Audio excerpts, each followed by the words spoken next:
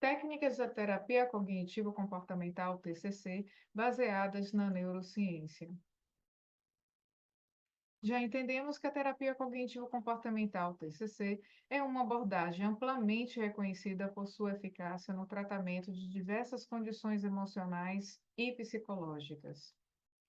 Quando a TCC é integrada com a neurociência, ela torna-se ainda mais poderosa, pois permite compreender os processos cerebrais envolvidos nos pensamentos, emoções e comportamentos. Existem diferentes técnicas de TCC que têm a sua base da neurociência, podendo ser aplicada para autoterapia, autoconhecimento e na prática clínica. Essas técnicas, elas muito importam para poder trabalhar os aspectos emocionais dos clientes e até mesmo na autoterapia. E essas técnicas, nas mais diversas, elas podem ser aplicadas de acordo com o bem-estar do cliente, porque tem algumas técnicas que não podem ser aplicadas para um determinado público, porque isso vai gerar mais desconforto. O intuito dessas técnicas que nós vamos apresentar agora é fazer com que este paciente se sinta mais confortável possível e por conta dessa análise do que a gente vai fazer, né, dessa análise inicial do comportamento do cliente, é que a gente vai direcionar a melhor técnica possível para poder atender as necessidades daquele momento, daquela situação do paciente. Lembrando, todas as situações são analisadas e são, na verdade, percepções daquele momento. O paciente ele vai apresentar uma determinada situação que vamos analisar e dessa situação vamos perceber qual é o pensamento dele e depois analisar a emoção que está causando a esse desconforto e o comportamento que está levando a essas conforme determinadas emoções. Então é muito importante que se perceba essa necessidade de observar a situação, qual é a situação do momento do cliente que ele precisa ser atendido. Analisar os pensamentos, analisar as emoções e analisar também os comportamentos. Com base nessas análises é que a gente vai, de alguma forma, apresentar a melhor técnica que vai se ajustar no cotidiano desse paciente. Lembrando que TCC, ele tem uma meta, necessita de um acompanhamento, precisa constantemente a pessoa estar observando os pensamentos, o que está sendo, né, analisado, quais as emoções e comportamento, e sempre vamos tratar de forma do aqui e o agora. Claro, tem questões do passado que realmente pode ser analisado, que pode ser, né, refletido em relação às crenças limitantes, os pensamentos disfuncionais, sim, o passado pode estar influenciando, mas a técnica e a abordagem que nós vamos trabalhar no TCC, e a própria TCC traz isso em sua definição, de que é uma abordagem do presente. É aquela situação que está chegando ao paciente, que está incomodando, e depois, feito essa análise do presente, do que está ali realmente acontecendo, juntando essa tríade, né, do pensamento, emoção e comportamento, é que aí vai direcionar para a melhor técnica. Então, lembre-se, o ser humano ele é individual, ele precisa ser analisado de forma caso a caso, cada situação vai requerer uma técnica específica, e que essa análise precisa realmente estar acompanhando com metas, com um objetivo focado na resolução desses problemas. Então, é importante que tenham em mente, cada ser humano é um ser humano. Cada pensamento, cada comportamento são distintos, são pessoas diferentes, têm ações diferentes, têm percepção de mundo diferente. Então, muito importa esse primeiro contato com uma entrevista para poder diagnosticar o estado emocional presente do paciente e quem for fazer uma autoanálise também perceber ali naquele momento, o que que ele está sentindo, o que que você também está sentindo, como você vê o mundo, qual a sua percepção de mundo. Então, isso vai exigir uma abstração maior quando é um processo de autoterapia. Para os terapeutas, tem que analisar, tem que observar e, a partir daí, criar um plano estratégico através dessas técnicas que vamos conhecer um pouco mais no olhar da neurociência. Então, algumas das técnicas que eu vou trazer aqui, eu vou trazer apresentando os problemas e solução, como funciona e como a neurociência, né, pode estar manifestando por trás dessa situação. Então, a primeira técnica que eu trago para vocês é a reestruturação cognitiva. Ela faz, na verdade, essa reestruturação, ela faz uma mudança dos pensamentos negativos. E aí vejamos um exemplo, o problema. Sempre acho que vou falhar e isso me impede de agir. Então, qual seria a solução para esse caso? A reestruturação cognitiva ajudará a questionar esses pensamentos e encontrar novas formas de enxergar a situação. Como funciona, então? Muitas vezes interpretamos a realidade de forma distorcida. Aqueles pensamentos disfuncionais, pensamentos negativos, as pessoas que têm uma baixa estima, geralmente elas têm esses pensamentos, né, distorcido em relação à realidade, à sua percepção. Então, a TCC, ela ensina a questionar os pensamentos automáticos negativos, analisando se realmente ela traz essas provas concretas para acreditar nelas. E aí vem a neurociência por trás dessa discussão. Nosso cérebro cria padrões automáticos de pensamento. Quando desafiamos esses pensamentos e encontramos novas interpretações, fortalecemos novas conexões cerebrais, tornando o pensamento mais flexível e reduzindo o medo de errar. Então, a reestruturação cognitiva nos coloca muito nessa posição de questionar os pensamentos negativos. Então, mesmo pode ser nós mesmos ou até mesmo o terapeuta fazer esse tipo de questionamento, colocar esses pensamentos de forma questionadora para o paciente e a partir daí você começar a reestruturar essa percepção do paciente. Paciente que está com pensamento negativo, pensamentos distorcidos, a ausência de percepção da realidade, vai levar, sim, a esse modo de pensar de forma muito distorcida. E aí a neurociência ele diz exatamente que esses padrões de pensamento podem causar um mal e que quando a gente começa a desafiar esses próprios pensamentos, nós encontramos novas interpretações e tornando aí um pensamento mais flexível e reduzindo o medo de errar. Então, vejamos um exemplo prático. Se uma pessoa pensa, eu vou falhar numa atividade do trabalho, ela pode ser incentivada a questionar: o que prova que realmente eu vou falhar? Já houve momentos que eu me saí bem ou algo parecido? Se eu errar em uma parte, isso significa que eu perdi tudo que já realizei no trabalho? Então é importante, sempre quando uma pessoa tiver um pensamento negativo, e eu trouxe aqui a questão do trabalho, é sempre colocar a pessoa diante do problema e questionar este problema também. O que prova que realmente eu vou falhar, né? Será que eu já falhei em algum momento? Será que eu realmente, se eu já falhei, será que eu vou perder tudo o que eu já fiz? Então, aos poucos, esse pensamento se torna mais realista, como posso sentir nervosismo, mas tenho experiência e estou preparado. Quanto mais eu me confronto diante de questionamentos, eu vou transformar os meus pensamentos em algo transformatório do meu ato de pensar, sentir e agir. Posso errar um pouco, mas isso não significa que eu sou capaz. Então, observem como a reestruturação cognitiva nos leva a pensar totalmente diferente.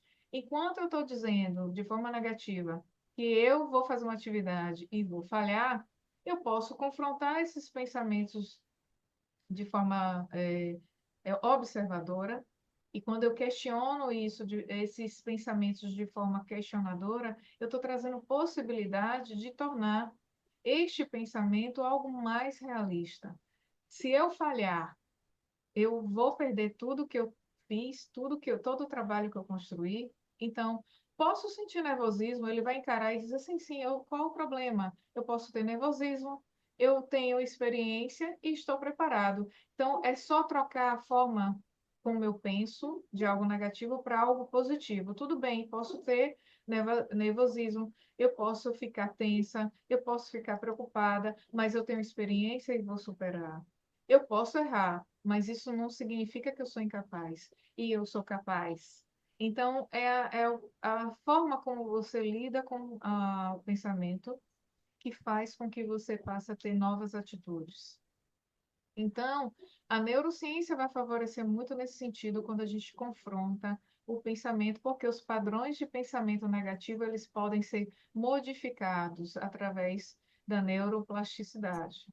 Então, vejamos o segundo exemplo de técnica, que é a exposição gradual, que é o enfrentamento dos medos, e esse passo a passo é que vai gerar, né, essa diminuição dos problemas negativos da pessoa.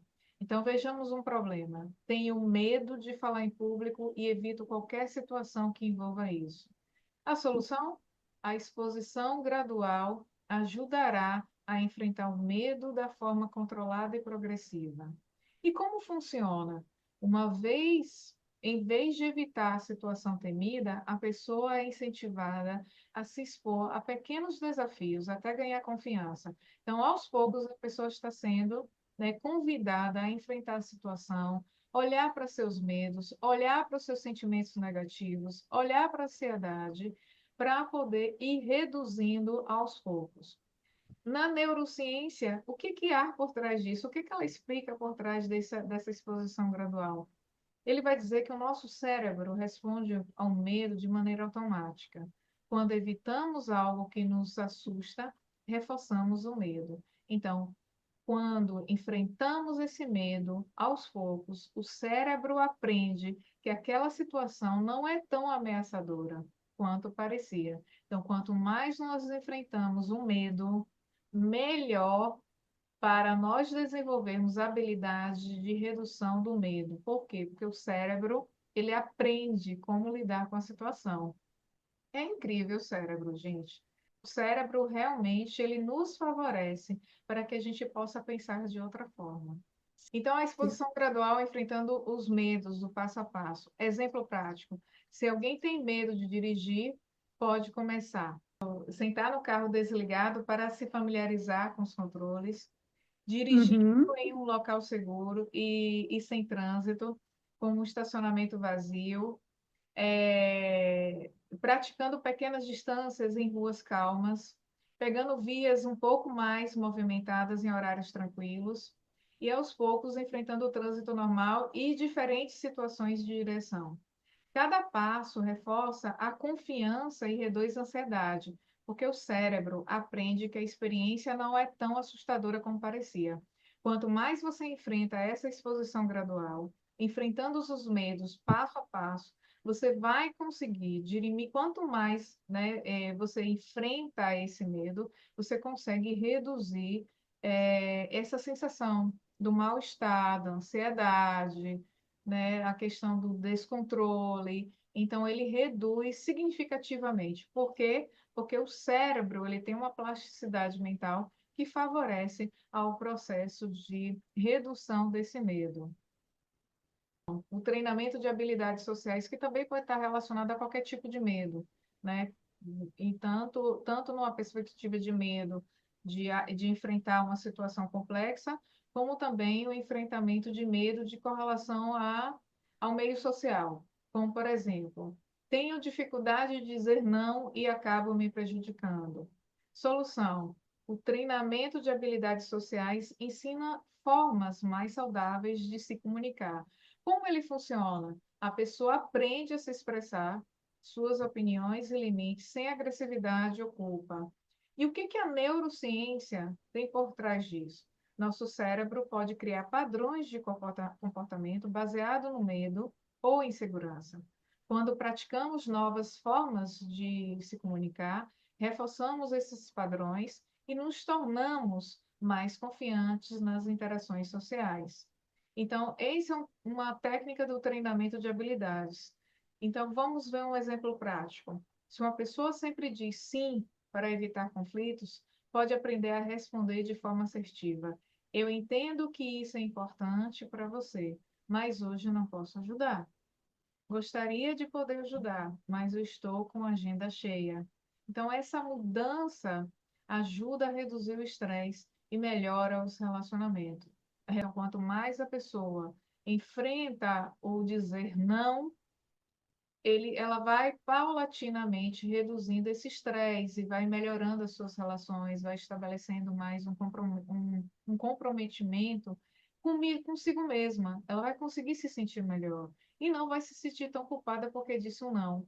Então, as pessoas, quando elas passam a entender essas habilidades, elas passam a viver melhor em seus relacionamentos nos ambientes de trabalho.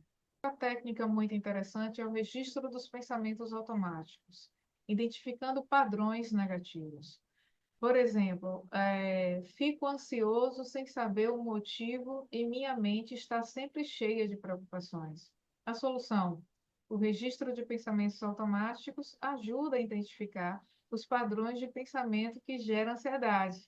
Então, como é que funciona esse registro? O paciente anota os pensamentos negativos que surgem ao longo do dia e depois reflete sobre elas. E isso ajuda a perceber os padrões e encontrar novas formas de pensar. A neurociência por trás disso, ele vai dizer o seguinte, que quando identificamos pensamentos recorrentes e aprendemos a reformulá-los, mudamos a forma como o nosso cérebro processa as informações, as emoções, reduzindo os impactos do estresse.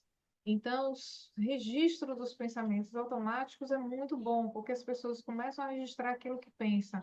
E eu trouxe também um exemplo prático.